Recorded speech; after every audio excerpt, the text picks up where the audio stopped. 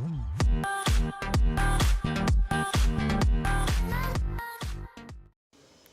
guys, it's Tech Racer, and today we're going to take a look at the OxygenOS Open Beta 17 and 19 update for the OnePlus 5 and 5T. So today itself I received the OxygenOS Open Beta 17 update for my OnePlus 5T, and as you can see, so the update size was of 296 MB since I am currently running the Open Beta on my phone, but if you're running the stable then you have to flash the entire 1.7 GB of update package.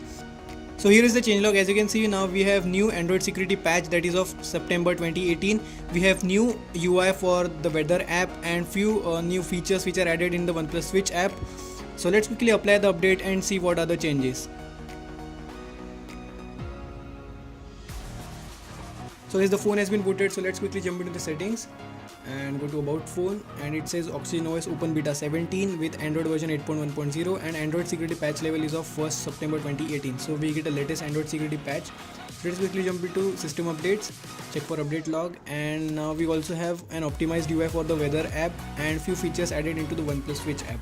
So this is the weather app, so there are no actual noticeable UI differences, only we have is the optimized UI, and it's exactly the same as we were having on the previous version of the weather app. Now let's take a look at the OnePlus Switch app, and this is the app. As you can see, now we have few new additions onto this app also, so that we can quickly back up our stuff and transfer that data to the new devices in case we get a new device. So still we haven't received the Android 9.0 update for the OnePlus 5 and 5T.